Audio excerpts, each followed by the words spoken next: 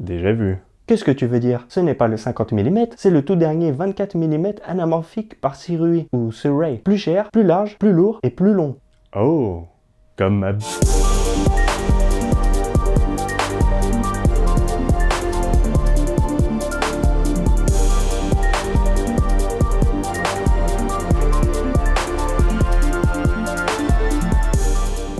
Bonjour à tous, Mike Lusio. Donc on se retrouve aujourd'hui pour une nouvelle review de l'optique de chez Sirui. Sorry,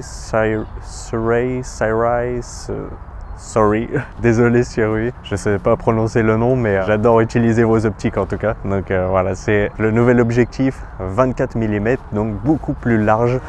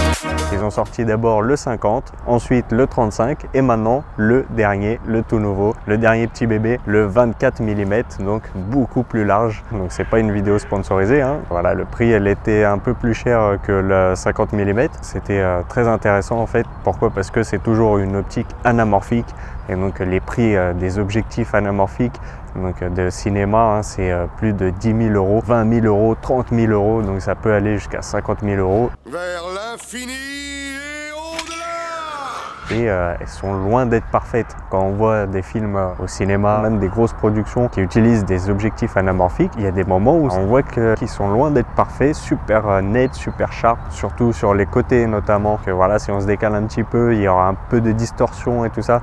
Donc voilà, c'est des objectifs anamorphiques, c'est loin d'être parfait, mais c'est justement ce look cinématique qu'on cherche. Et donc voilà, cet objectif, le 24 mm, vient s'ajouter au 50 mm. Voilà, j'ai beaucoup hésité parce que elle est plus chère, elle est plus lourde et elle est plus longue. C'est un peu contraignant, mais ça reste compact. Donc par rapport encore une fois aux objectifs de cinéma, hein, les gros objectifs de cinéma anamorphiques, ça reste assez compact, ça reste assez léger. Et voilà, pour un petit setup comme ça, donc avec le Fuji. Donc là voilà, ce que vous voyez depuis le début, c'est filmé avec le Fuji X-T3 et le 24 mm anamorphique. C'est beaucoup plus large, alors que sur le 50, on va switcher. Avec le 50, ça va faire beaucoup plus réduit. Le 50, c'est beaucoup mieux pour les close-up justement, c'est mieux pour les visages. Le 24 mm, c'est mieux de l'utiliser pour justement avoir ce large plan. Et maintenant, on va switcher avec le 50 mm.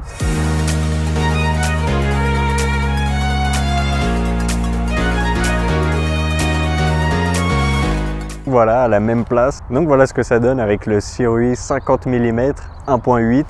Donc voilà, j'espère que je suis en focus parce que là j'ai pas le retour, j'ai pas le câble HDMI. J'ai ramené l'écran mais pas le câble HDMI, donc voilà. C'est ça de pas avoir d'écran qui se retourne, on fait avec.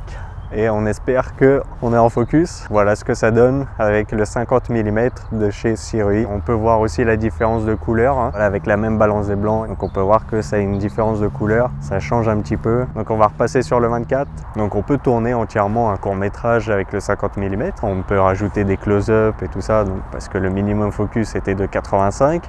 Là sur celui-ci, le minimum focus est de 60 cm. On peut s'en sortir, on peut filmer comme je l'ai fait, hein, Heidi.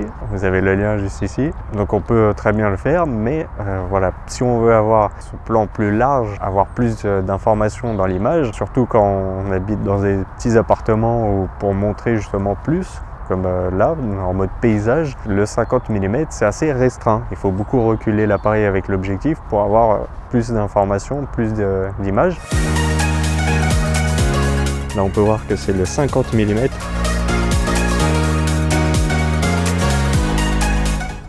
Voilà, le petit canard qui passe, c'est magnifique.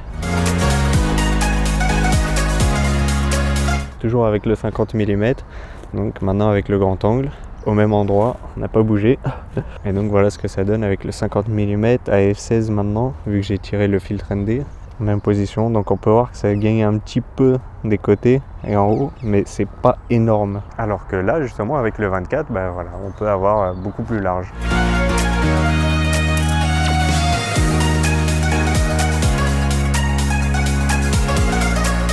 Donc voilà, maintenant on passe sur le 24 mm.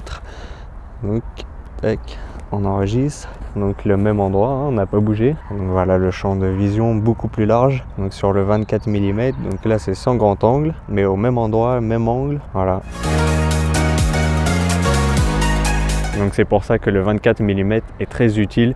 Et c'est un super combo avec le 50, surtout si vous avez le 50 mm. Juste avec l'adaptateur grand angle, on gagne un petit peu en image, mais c'est pas assez. C'est pour avoir ce grand angle vraiment. Donc voilà, le 24, on voit vraiment entre les deux. Hein, j'ai pas bougé le trépied, ni l'angle, ni rien du tout.